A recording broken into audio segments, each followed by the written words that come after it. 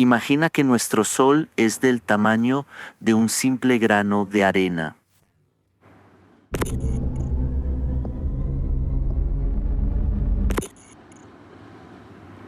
Nuestro Sol es solo una de las múltiples estrellas que existen. Está rodeado por más de 200.000 millones de ellas, solo en nuestra galaxia, la Vía Láctea. Nuestro Sol es solo un grano en la vasta playa de estrellas.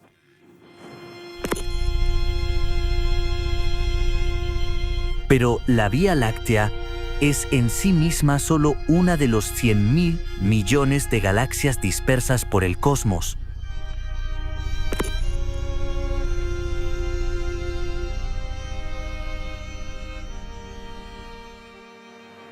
Se estima que hay más estrellas en el universo, así que granos de arena en todas las playas de todo el mundo.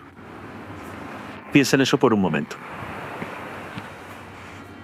El tamaño y la escala del universo son asombrosos, pero como científico, lo que me parece tan extraordinario es que la raza humana haya logrado deducir tanto sobre su aspecto. Déjame intentar poner este logro en contexto. Desde nuestra posición, viviendo en un minúsculo punto orbitando alrededor de este único grano de arena, hemos logrado deducir el tamaño y la forma de todas esas playas. En mi opinión, este es uno de los mayores logros de la raza humana. Y me gustaría contarte la historia de cómo lo hicimos. Esta película es la asombrosa historia de cómo miramos hacia arriba desde nuestro aislado e insignificante punto de vista y comenzamos a deducir la forma, el tamaño y el origen de todo lo que existe. Es la historia de cómo llegamos a entender la realidad a la mayor escala posible. Es la historia de todo.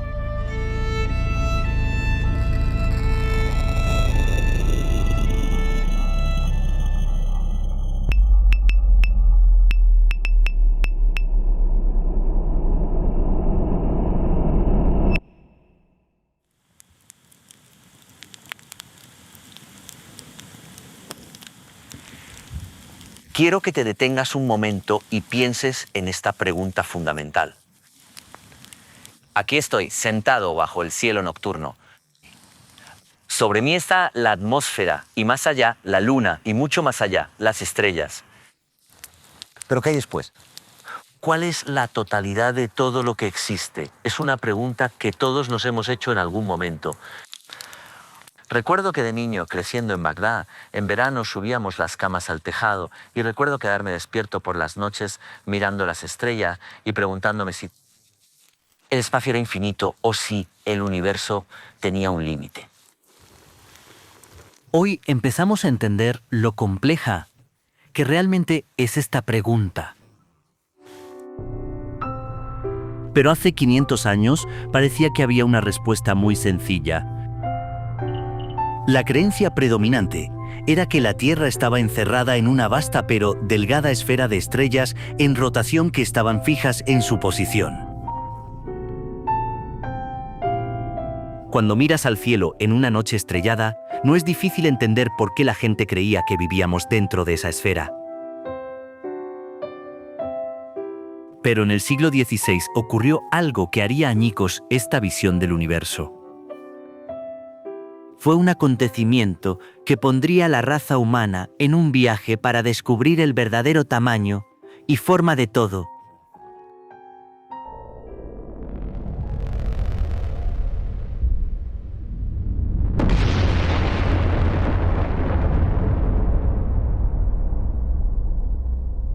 Esto es una supernova de tipo 1A, una estrella en explosión. Es un acontecimiento de escala casi inimaginable. Brilla 5.000 millones de veces más que nuestro propio Sol.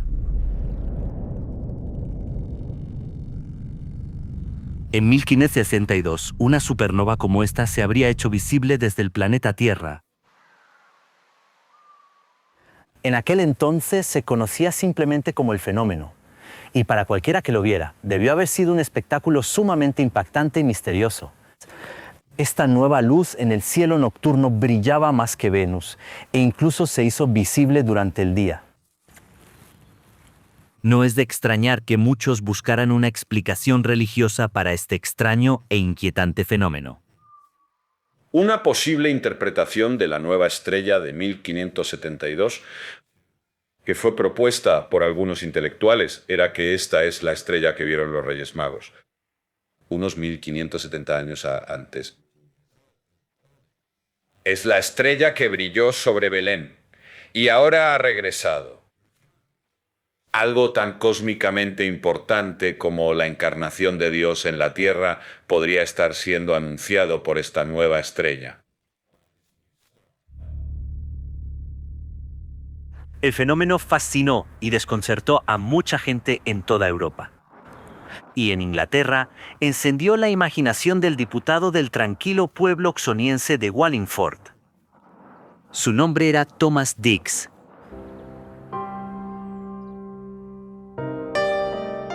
Pero justo cuando Dix comenzó a estudiar esta misteriosa nueva estrella, empezó a apagarse. El amigo, mentor y compañero astrónomo de Dix, un hombre llamado John Dee, razonó con él que este fenómeno podría ser una estrella en movimiento, algo que anteriormente se pensaba imposible. Quizás había brillado más al acercarse a la Tierra y se había apagado al alejarse.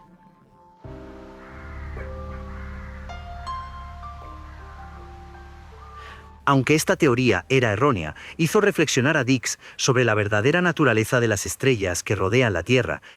Empezó a parecer muy poco probable que todas estuvieran dispuestas en una vasta y delgada esfera. Quizás esta aparente esfera era solo una ilusión.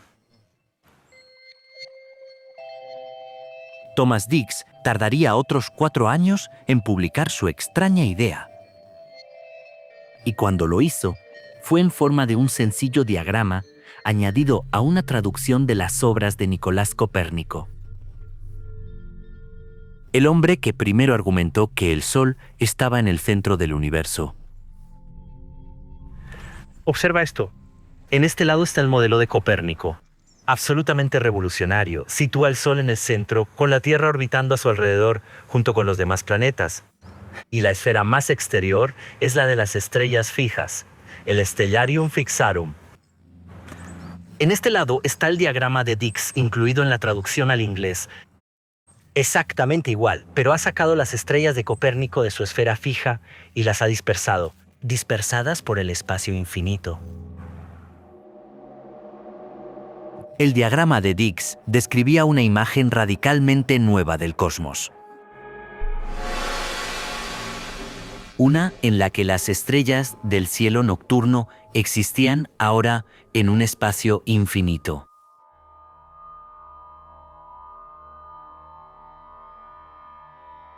Dix lo muestra, a diferencia de Copérnico, Dix lo muestra como infinito. Esta es una esfera, dice él, de estrellas fijas infinitamente hacia arriba. Y ese es el momento en que quizás los europeos empiezan a concebir el mundo como ilimitado, como infinito, como un mundo sin fin, como un mundo sin fin.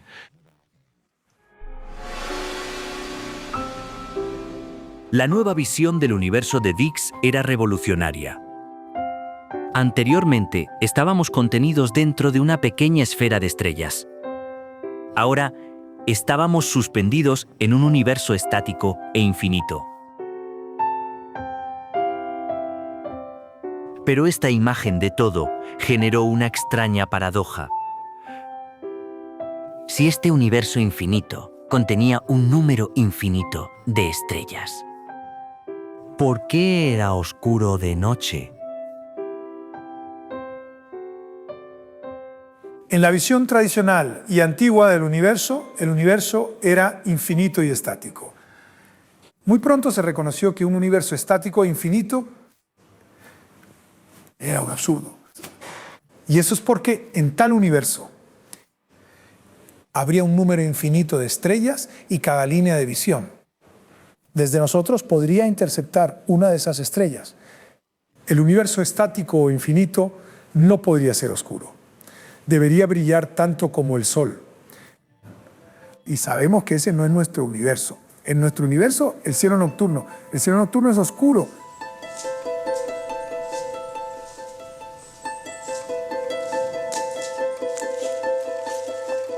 Aunque Thomas Dix planteó primero esta pregunta, el problema pasó a conocerse como la paradoja de Olbers.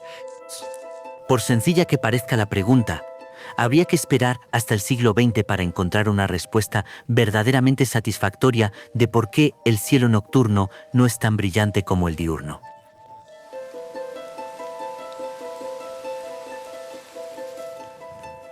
Resolver la paradoja de Olbers requeriría grandes científicos que no tuvieran miedo de pensar de forma diferente, radicalmente diferente. Resolver la paradoja tiene que ver con entender la forma, el tamaño y el origen de todo lo que existe. Sin esta comprensión, el enigma sería imposible de resolver. Atrapados aquí en la Tierra, no tenemos acceso a los viajes interestelares, así que debemos permitir que nuestra mente dé ese salto intelectual.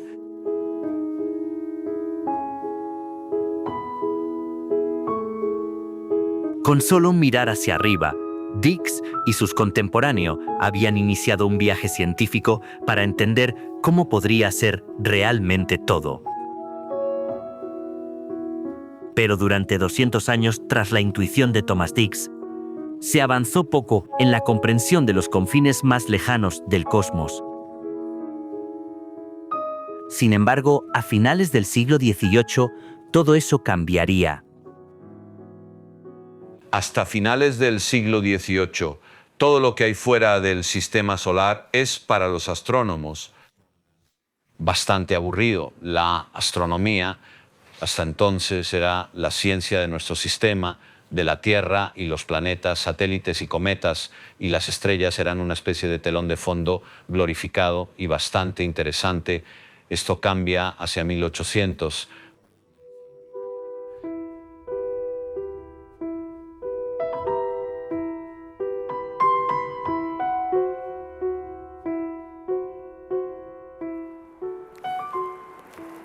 Esta pequeña e insignificante casa en Bath fue el hogar del astrónomo William Herschel y su hermana y devota asistente Caroline. Juntos desarrollarían y construirían una nueva generación de telescopios que les permitirían ver más lejos en el espacio de lo que ningún ser humano había hecho antes. William Herschel nació en Hannover, pero se trasladó a Inglaterra en 1761 para dedicarse a la música y la composición. Pero pronto desarrolló una pasión por la astronomía y empezó a construir telescopios en su tiempo libre. Herschel perfeccionó pronto una técnica para fabricar telescopios, tomada prestada de Sir Isaac Newton. Los telescopios usaban espejos metálicos capaces de capturar mucha más luz estelar que las lentes de cristal que eran populares entre otros astrónomos.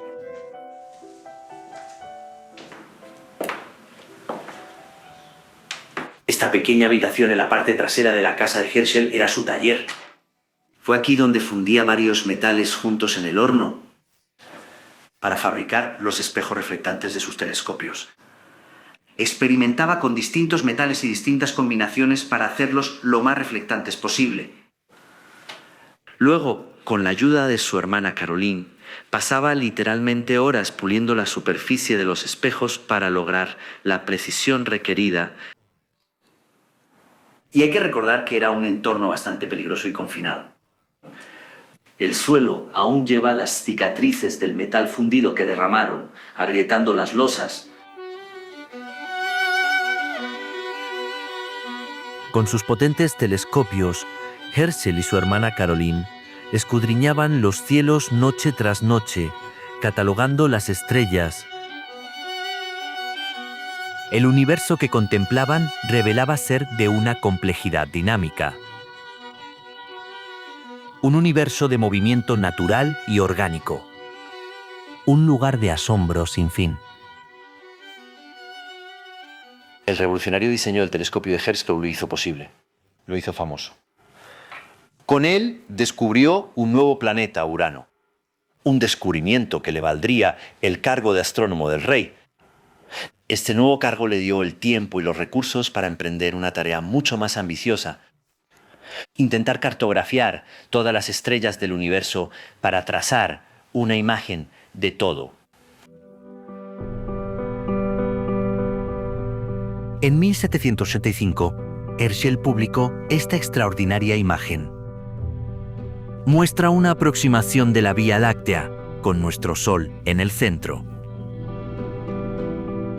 Herschel había visto que formamos parte de un vasto disco de estrellas. Una enorme galaxia de soles que parecía tener un límite claro.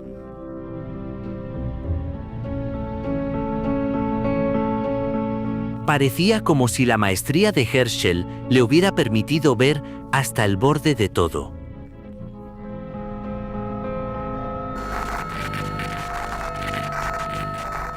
Pero pronto comenzó a surgir un problema inquietante. Dispersados por el cielo, Herschel y otros habían estado observando extraños objetos en forma de nube conocidos como nebulosas.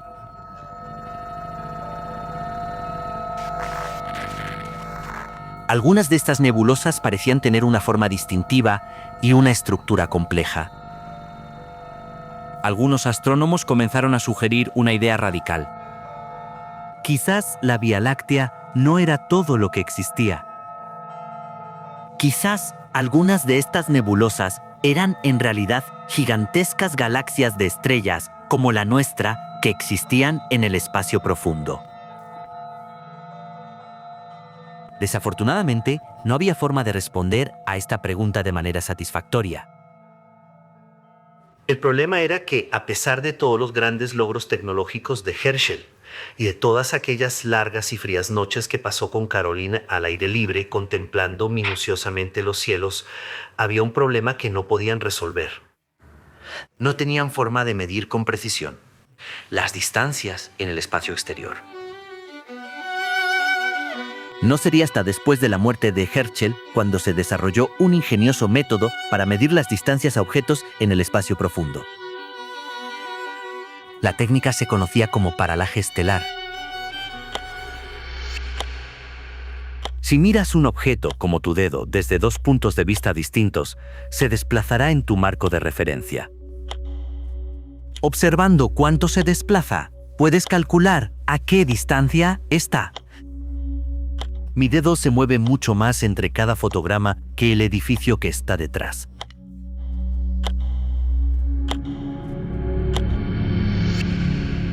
Un astrónomo llamado Friedrich Bessel calculó que si se tomaban imágenes de las estrellas cuando la Tierra estaba en cada extremo de su órbita alrededor del Sol, sería posible ver el desplazamiento de las estrellas.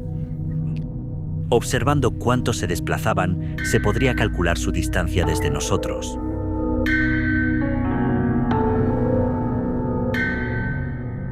Bessel calculó que la estrella relativamente cercana 61 Cygni debía estar a unos 100 billones de kilómetros de distancia. Pero aunque esta técnica era asombrosa, seguía siendo muy limitada. El diámetro de la órbita terrestre es de 300 millones de kilómetros. Esto significa que el método del paralaje solo puede medir objetos hasta unos 300 billones de kilómetros. Solo una pequeña fracción del tamaño de la Vía Láctea.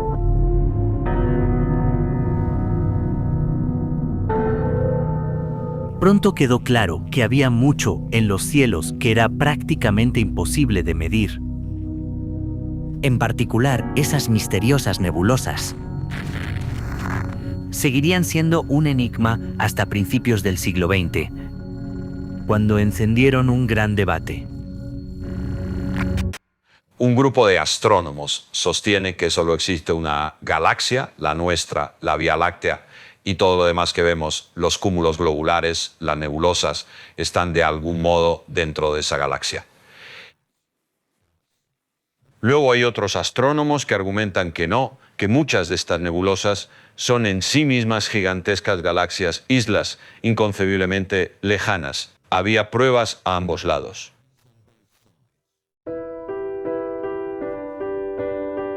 Este misterio siguió siendo fuente de un amargo debate hasta principios de la década de 1920. La mujer que ayudaría a resolver el problema es una de las grandes heroínas olvidadas de la ciencia. Trabajaba en el observatorio del Harvard College y su nombre era Henrietta Leavitt. El trabajo de Leavitt consistía en contar y catalogar las estrellas producidas en imágenes de observatorios de todo el mundo. Era una científica brillante que amaba su trabajo. Esta es una de las placas fotográficas del espacio con las que trabajó Leavitt.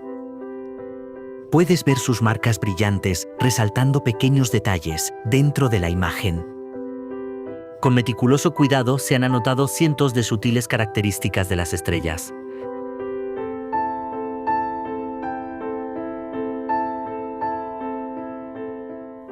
Fue esta habilidad la que le ayudaría a desarrollar una idea ingeniosa, una que ayudaría a descifrar el verdadero tamaño del universo.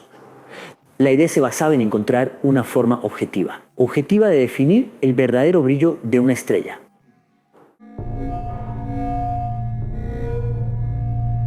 Leavitt quedó fascinada por un tipo de estrella conocida como variable cefeida, que pulsa en el cielo nocturno.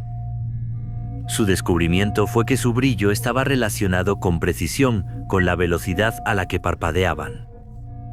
Déjame explicarlo.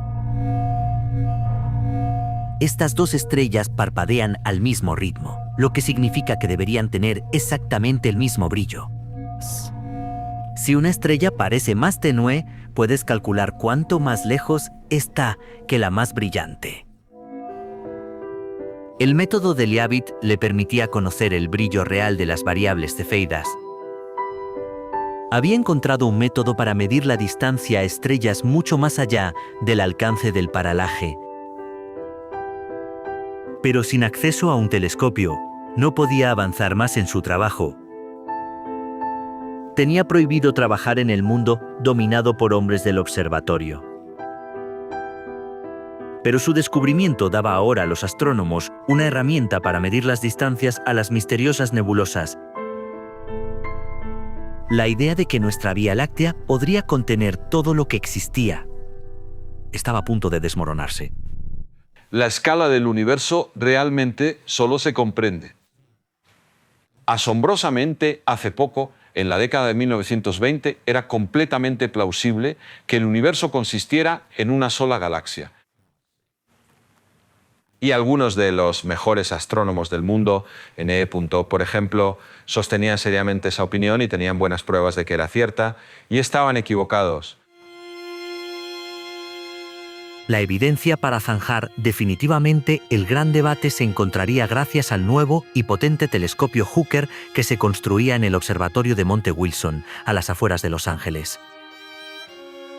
Usando esta increíble pieza tecnológica y el ingenioso método de Henrietta Leavitt para calcular distancias, un joven astrónomo haría un descubrimiento que cambiaría nuestra visión del universo e inmortalizaría su nombre para siempre. El astrónomo se llamaba Edwin Hubble. Hubble era un tipo de científico muy diferente a Leavitt. No sé. Era un personaje más grande que la vida, extrovertido con un ego enorme. Pero seguía siendo un científico enormemente talentoso y visionario. Nació y creció en América, pero pasó algún tiempo en Inglaterra y esto parece haberle dejado una impresión duradera. Porque se le podía escuchar paseando por el observatorio, gritando cosas como ¡Voy, caramba! Y ¡hola! Con un acento británico completamente exagerado. El talentoso, apasionado y excéntrico Hubble se ganó rápidamente un nombre en el mundo de la astronomía, pero no sería hasta 1923 cuando descubriría algo en lo que entonces se conocía como la nebulosa de Andrómeda, que revelaría la verdadera escala de nuestro universo. He venido al observatorio del University College de Londres para reunirme con el astrónomo Dr. Steve Fossey y ver por mí mismo cuál fue la revelación de Hubble. Entonces vamos a introducir las coordenadas de Andrómeda en la consola, así que 0 horas 43 minutos. Para Hubble y su asistente Milton Hamerson, Estudiar Andrómeda era un proceso largo y minucioso. Pero hoy podemos localizarla y fotografiarla con gran detalle rápidamente. Esta es una imagen que tomamos hace un par de semanas. Adiós. Y si hago zoom verás justo ahí. Es la cefeida de Hubble, la primera cefeida que encontró y que desbloqueó todo el problema. Porque supongo que ahí es cuando pudo usar el método de Leavitt para calcular a qué distancia está. Exactamente, una vez que la vio e identificó como variable, tenía la clave para determinar cuál era el brillo real de ese objeto. Y concluyó que no podía estar en nuestra propia galaxia. Tenía que estar a millones de años luz de distancia. Exactamente. Y ves la región nuclear, pero al ajustar el contraste aquí, puedo estirar el contraste para resaltar algunos detalles de la galaxia. Vaya, mira, sí, no sé. Ves los carriles de polvo en silueta contra los miles de millones de estrellas que están dentro de Andrómeda. Al encontrar una de las estrellas variables en Andrómeda y medir exactamente cuánto tardaba en pulsar, Hubble pudo usar el trabajo de Leavitt para calcular exactamente a qué distancia estaba. Esta es la placa fotográfica donde Hubble marcó su nueva estrella variable Cefeida. Con ella, calculó que Andrómeda estaba muchas veces más lejos que los confines más lejanos de la Vía Láctea. Andrómeda era, en efecto, un universo isla, una vasta galaxia de estrellas. Ahora sabemos que Andrómeda está a más de 2,5 millones de años luz de distancia. Esto significa que la luz que nos llega de Andrómeda hoy partió en su viaje antes de que los humanos modernos hubieran evolucionado. Esa es nuestra vecina. Esa es nuestra vecina galáctica grande más cercana. Tengo que recordar que lo que estoy mirando aquí es lo real. Son fotones que han viajado millones de años para llegar a mi ojo. Exactamente. Creo que estos son fotones directamente de Andrómeda. Eso es. Llegando a mi vida.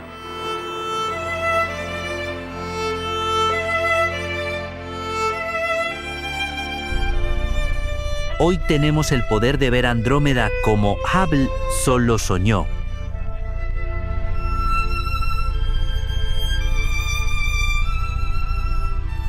Ahora estimamos que Andrómeda contiene más de 1 billón de estrellas. Y es solo una de la vasta multitud de galaxias dispersas por nuestro universo.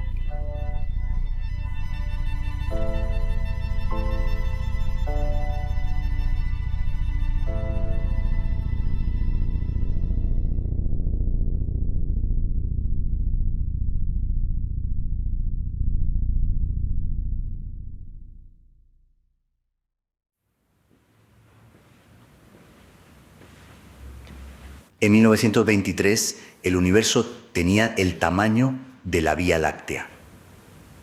En 1924, el espacio que nos rodea había revelado ser miles de millones de veces más grande y hogar de una complejidad cósmica casi inimaginable. Hubble había demostrado que hay una multitud de galaxias fuera de la nuestra y había ampliado los límites del universo. Pero no había visto el borde del espacio. No lo había visto todo. Seguía sin haber ninguna pista sobre el tamaño de nuestro universo, ni siquiera sobre su forma. Comprender la extraña verdad sobre todo requeriría algo más que simples observaciones. Requeriría matemáticas. Un nuevo y poderoso tipo de matemáticas capaz de describir las bizarras propiedades del espacio en sí. Cuando intentas entender el universo, es fácil pensar que lo que haces es hacer muchas y muchas observaciones, ver lo que hay y luego encajarlo todo en tu gran imagen. Pero el problema es que, a menos que tengas alguna idea de cómo debería ser la imagen, no sabes qué observaciones hacer, no sabes qué es significativo. Y a lo largo de la historia de la ciencia, de vez en cuando, alguien tiene que proponer una nueva idea matemática. Las nuevas ideas matemáticas sobre el espacio eran tan extrañas, tan alejadas del sentido común, que se necesitarían más de 2000 años y el genio de Albert Einstein para formularlas. Pero cuando estuvieron listas, estos extraños nuevos tipos de matemáticas llevarían a una revolución en nuestra comprensión del espacio que nos rodea.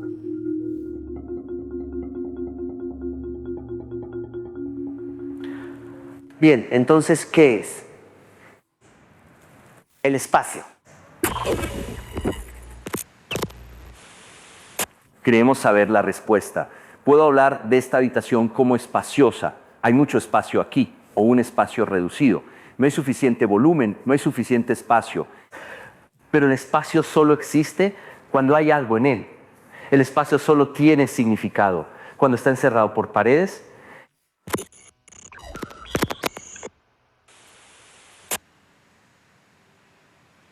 Piensa en la distancia entre dos objetos. ¿Ese espacio sigue existiendo si quitas los objetos? ¿Qué significado podemos darle a la distancia si no tiene un punto de inicio y fin? En última instancia, la pregunta es esta. ¿Tiene el espacio en sí mismo forma? ¿Tiene estructura o figura? ¿O es simplemente el lugar donde ocurren las cosas? Las propiedades del espacio fueron descritas por primera vez por el matemático Euclides hace más de 2000 años en su legendario texto, Los Elementos. En él estableció un conjunto de reglas lógicas simples sobre el espacio, en lo que hoy llamamos geometría euclidiana. La geometría euclidiana es la geometría que vemos a nuestro alrededor cada día. Si estás sentado en una habitación rectangular normal, lo que ves son muchas líneas rectas, ángulos rectos. Ves líneas paralelas. Si tuvieras una ventana, los dos lados de la ventana son paralelos. Si los prolongaras, permanecerían exactamente a la misma distancia, nunca se encontrarían. Y lo otro que verías si miras un poco más de cerca es que cualquier triángulo que dibujes, los ángulos del triángulo siempre suman 180 grados. Eso es característico de la geometría euclidiana. Y la gente solía pensar que así era simplemente la geometría, que nada más era posible.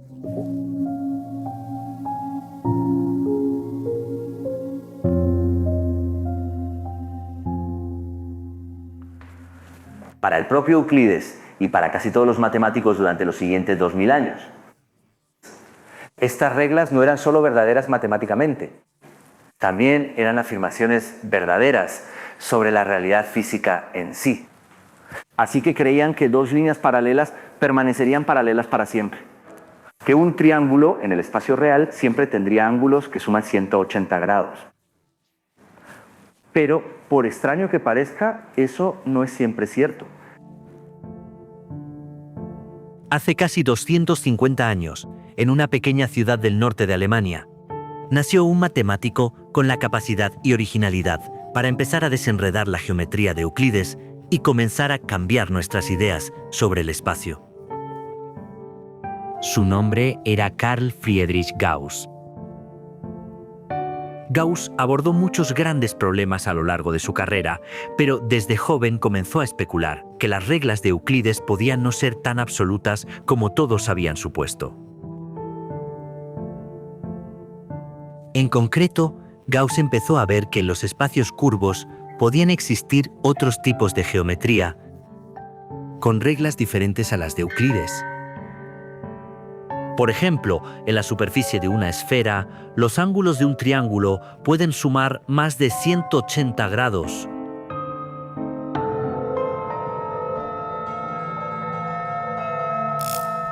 Muchos otros refinarían y desarrollarían las ideas de Gauss. Pero uno de sus mayores logros será darnos un ingenioso método para medir con precisión la curvatura. Se conocería simplemente como el teorema egregium.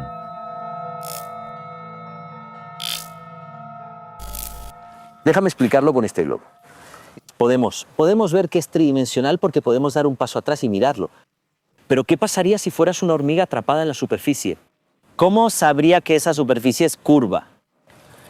Imagina que eres la hormiga y empiezas en el Polo Norte. Mirando hacia el sur, te diriges hacia el Ecuador. En el Ecuador sigues mirando al sur y te desplazas lateralmente a lo largo del Ecuador.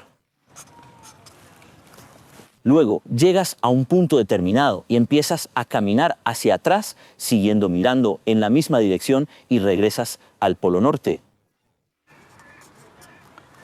Ahora fíjate en lo que ha ocurrido. Has estado apuntando hacia el sur durante todo el recorrido y sin embargo, cuando llegas de vuelta a tu punto de partida, estás mirando en una dirección diferente. Entender esto nos da una forma de calcular la curvatura de una superficie sin abandonarla nunca, moviéndola. Esto fue una perspectiva asombrosa, pero solo se aplica a superficies curvas, que son bidimensionales.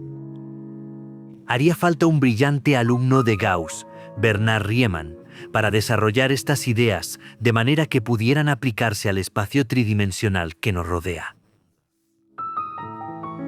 Sería un concepto audaz, extravagante y para los no matemáticos absurdo. Con tan solo 26 años, Riemann encapsuló sus extrañas nuevas ideas sobre geometría en una conferencia que se convertiría en legendaria entre los matemáticos. En junio de 1854, Riemann pronunció sus conferencias ante un público enardecido. En ellas detalló cómo había tomado las ideas de Gauss sobre superficies curvas y las había generalizado, de modo que se aplicaran no solo a superficies curvas bidimensionales, sino a la curvatura del espacio en cualquier dimensión.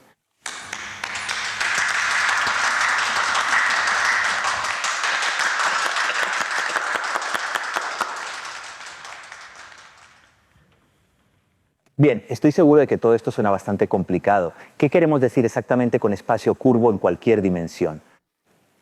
Déjame intentar explicarlo. El caso es que Gauss habló en superficies curvas bidimensionales. Aquí tenemos una hoja de papel y es bidimensional. Si la curvo podemos visualizar y ver esta curvatura, pero solo porque está inmersa en 3 dimensiones. Ahora bien, ¿y si curvamos 3 dimensiones? Supuestamente necesitaríamos una 4ª dimensión. Pero ¿cómo se llega a ese espacio de 4 dimensiones? Es imposible salir de nuestro mundo tridimensional. Donde quiera que viajes por el universo, por lejos que vayas, siempre estás atrapado en 3 dimensiones. El genio de Riemann fue demostrar que no necesitabas situarte en una 4ª dimensión para saber si el espacio era curvo. Podías hacerlo desde el interior. Pero para Riemann, esto siempre seguiría siendo una idea puramente matemática. Haría falta Albert Einstein para unir estas ideas matemáticas y aplicar geometrías no euclidianas dobladas y curvadas al espacio real que nos rodea. Creo que el punto más importante de toda la historia de la geometría no euclidiana es que muestra cómo se relacionan las matemáticas y el mundo real. Y empieza con matemáticos curioseando y preguntando: ¿podría existir una geometría diferente a la de Euclides? Y si alguien les preguntaba en aquel entonces, ¿por qué estudias eso? Dirían, ni idea. ¿Para qué sirve? Ni idea. Solo es interesante. Pero siguieron curioseando y encontraron una respuesta sorprendente: que diferentes geometrías eran posibles. E incluso en ese momento nadie tenía aplicaciones reales para esta idea. Y entonces, cuando llega el momento oportuno, Einstein aparece y dice: eso es lo que necesito, eso es física real. Y de repente esta pieza en matemáticas esotéricas se vuelve vital para la empresa científica. Einstein revelaría que no vivimos en el mundo plano de Euclides, sino en los extraños mundos curvos de Gauss y Riemann. En pocos años, Einstein pasó de lidiar con algunas de las ideas matemáticas más difíciles y abstractas a cenar con Charlie Chaplin. Y todo gracias a la cima de su obra, la teoría general de la relatividad. En la teoría general de la relatividad, Einstein tomó las matemáticas de Gauss y Riemann y las usó para pintar una imagen revolucionaria del mundo físico. Demostró que, tal como Gauss había sospechado, la geometría del espacio a nuestro alrededor no es siempre del tipo regular, plano y euclidiano.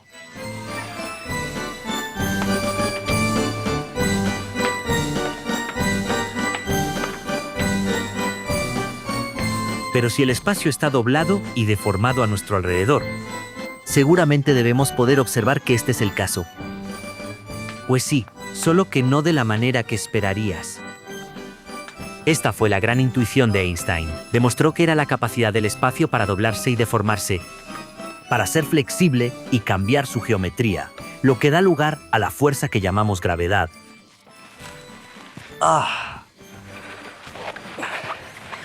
Bien, ahora. Desde los tiempos de Newton se pensaba que la gravedad era una fuerza que atraía a todos los objetos.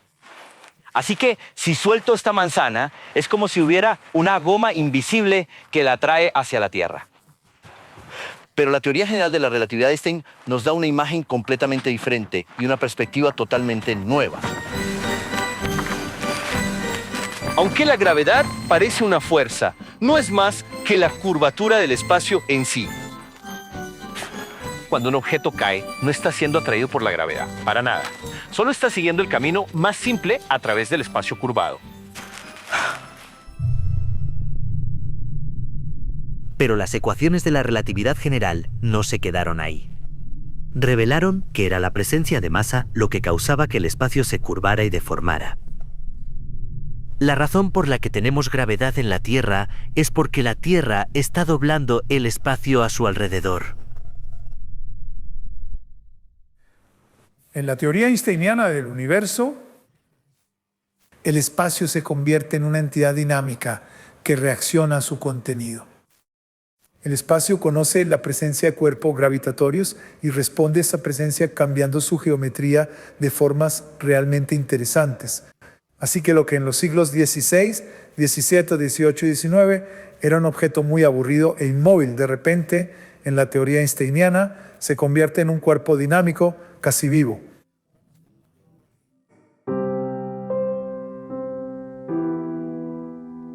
La teoría de Einstein reveló que el espacio en sí, el universo entero, todo, no era solo inimaginablemente grande. También tenía una forma y una estructura. Era maleable. Todo podía doblarse y deformarse.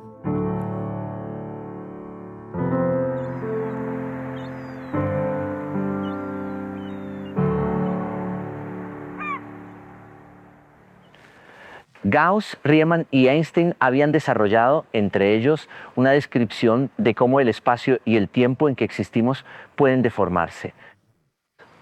Demostraron que el espacio y el tiempo no son el escenario fijo e inmutable en el que se desarrollan las acciones del universo. Son en realidad parte de la representación.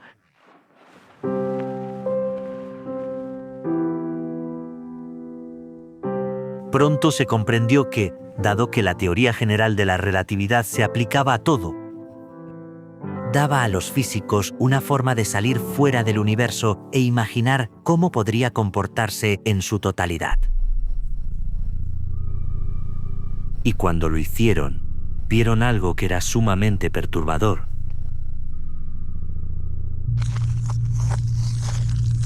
Las ecuaciones daban una descripción del universo que parecía ridícula. Describían algo que en realidad se estaba expandiendo.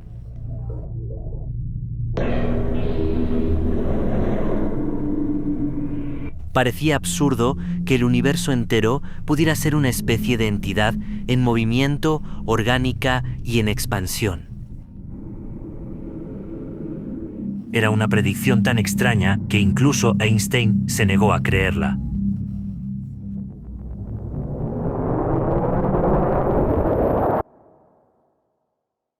Einstein había derrocado las nociones de sentido común sobre el espacio y el tiempo sostenidas por los humanos durante miles de años, pero aún no podía aceptar que todo el universo pudiera ser dinámico y cambiante. De hecho, estaba tan convencido de que era estático, que estaba dispuesto a modificar sus ecuaciones originales, añadiendo un término extra llamado la constante cosmológica que estabilizaría el universo. Pero Einstein intentaba arreglar algo que no estaba roto. Es en este punto cuando nuestra historia vuelve a Edwin Hubble. Armado con el telescopio Hooker, Hubble revelaría la verdad que Einstein se había negado a creer. Tras descubrir que nuestra galaxia era solo una de muchas, Hubble comenzó a estudiar las formas en que estas otras galaxias se movían.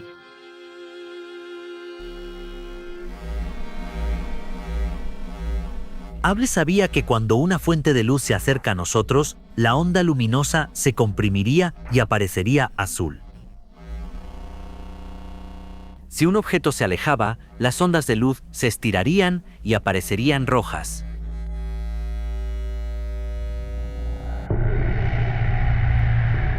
Lo que vio fue asombroso.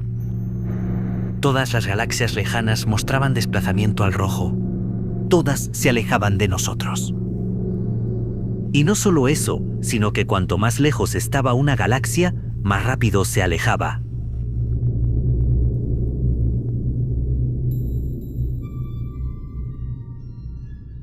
Las observaciones de Hubble y la teoría general de la relatividad de Einstein estaban de acuerdo. Pero, y este es el punto crucial aquí, no es que las galaxias se alejen unas de otras a través del espacio, sino que el tejido del espacio en sí, entre las galaxias, se está expandiendo. Así que el universo en su totalidad se está haciendo más grande. Esto es lo que revelaron el trabajo de Hubble y Einstein.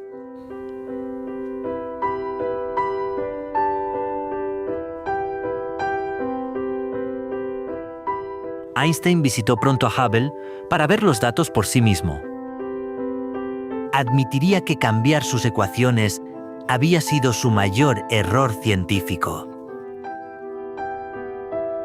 ¿Por qué se expandía el espacio de esta manera? Tanto Hubble como Einstein llegaron pronto a un acuerdo. Si el tejido del espacio se estaba expandiendo, significaba que antes el universo era más pequeño. Rebobina el reloj suficientemente atrás. Y parecía como si hubiera un momento en que comenzó todo nuestro universo.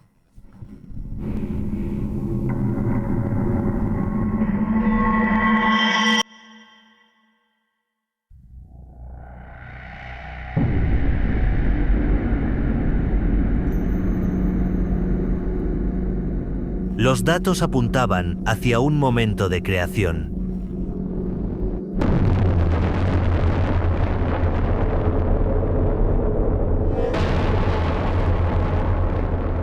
Pero muchos científicos no estaban convencidos por este aparente Big Bang. Parecía un salto demasiado grande. Pero había una prueba con el poder de convencer a todos.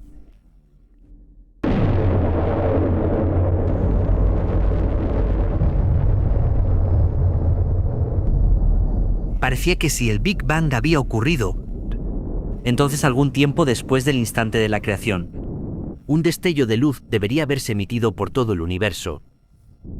Cada parte del cosmos debería estar ahora llena de esta luz. Y resultó que así era. Solo que se daba en una forma bastante inusual. Por improbable que parezca, la reliquia de la bola de fuego del Big Bang era en realidad visible en la televisión.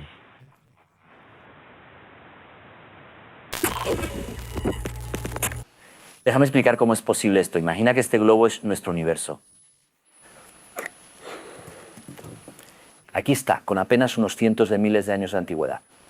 En este momento algo muy extraño ocurre porque el universo se vuelve de repente transparente a la luz visible al formarse los átomos.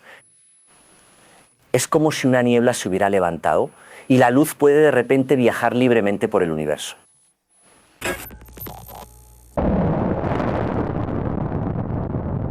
En cada punto del espacio, los fotones comenzaron a viajar sin impedimentos y el universo entero se llenó de una luz cegadora. Pero esta luz, liberada en el caluroso tumulto del universo primitivo, no permaneció brillante para siempre. A medida que el espacio se expandió, se estiró a través del espectro desde la luz visible hasta las microondas. Y son estas microondas las que recogen las antenas de televisión. Increíblemente, casi el 1% de esta estática es el resplandor de la propia creación. Son los restos estirados de la primera punto luz del universo.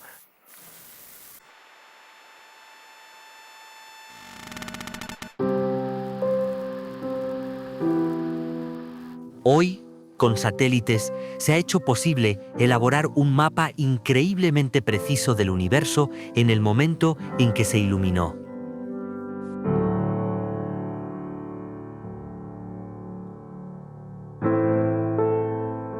Esta es la luz fosilizada del primer amanecer.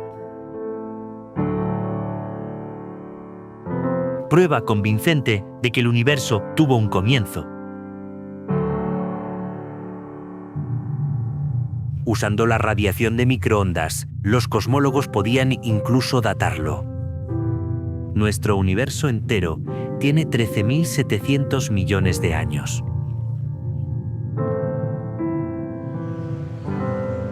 Este comienzo de todo será la última pieza de información necesaria para responder a la pregunta que Thomas Dix planteó por primera vez hace más de 400 años. Finalmente, nos daría una explicación satisfactoria de por qué oscurece por la noche. Bien, aquí está. Aquí es donde espero que todo esto termine. Todo tenga sentido. Cuanto más lejos está una estrella, más tardaría su luz en llegar a la Tierra. Así que, si el universo existiera desde siempre, entonces toda la luz que hay ahí fuera habría tenido tiempo de llegarnos. Y el cielo nocturno estaría ardiendo de luz estelar. Pero no es así. Y aquí está la razón. Imagina cuando el universo era mucho más joven y pequeño que hoy. Un rayo de luz al otro lado del universo. Comienza un viaje hacia nuestro punto de observación. Pero a medida que el espacio se expande, la distancia que la luz debe recorrer sigue haciéndose mayor. Avanzando hasta hoy, esta luz aún no ha llegado a nosotros. Así que por mucho que miremos al cielo, simplemente no podremos verla. Solo podemos ver las estrellas cuya luz ha tenido tiempo de llegarnos en los 13.700 millones de años desde el Big Bang. Esta región se conoce como el universo observable. Y no hay suficientes estrellas aquí para iluminar el cielo nocturno. Así que solo vemos las estrellas en el cielo, las galaxias cuya luz ha tenido la oportunidad de llegarnos. Y por eso oscurece por la noche.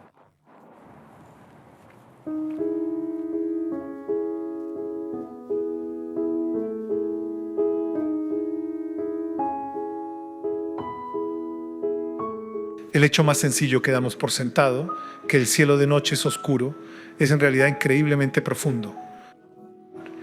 Se necesitaron 200 años de teorización, de reflexión. Se necesitó el desarrollo de la relatividad general antes de que pudiéramos entender por qué el cielo de noche es oscuro.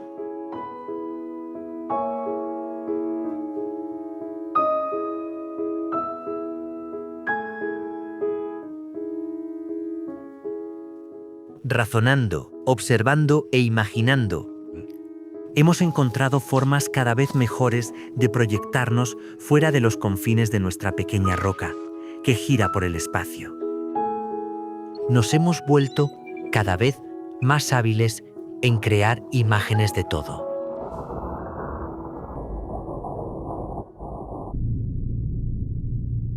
Esta es una simulación por ordenador del universo en su infancia. Con ella podemos ver cómo la fuerza de la gravedad ha dado forma al universo a lo largo de miles de millones de años. Las regiones más brillantes en blanco y amarillo de esta imagen muestran dónde se forman las galaxias y los cúmulos de galaxias. Puedes ver cómo, a medida que el universo evoluciona, comienza a emerger una estructura extraña y oculta.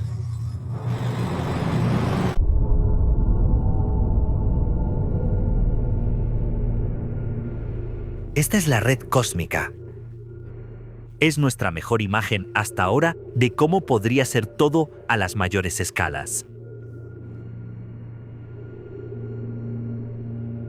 Muestra enormes cúmulos de galaxias, enlazados en vastos filamentos, cada uno conteniendo billones de estrellas.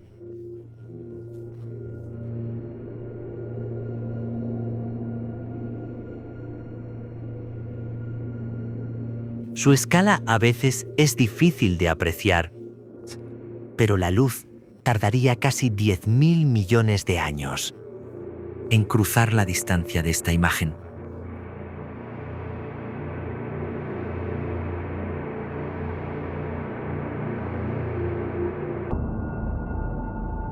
Pero esta increíble imagen de todo está destinada a cambiar. Empezamos a comprender que en el futuro lejano, el universo se convertirá en un lugar aterrador, sombrío y desolado. En 1998, un equipo de astrónomos publicó un artículo. Se observaban explosiones de supernovas en galaxias lejanas. Esperaban medir con gran precisión la velocidad a la que se expandía el universo. Esperaban descubrir que la tasa de expansión se estaba ralentizando, simplemente por la atracción gravitatoria de toda la materia del universo. Pero se llevaron una gran sorpresa. El universo se estaba haciendo más grande, más rápido. La tasa de expansión se estaba acelerando. Parecía haber alguna fuerza misteriosa empujando todo hacia afuera. Aún no entendemos su origen, pero se ha llamado energía oscura.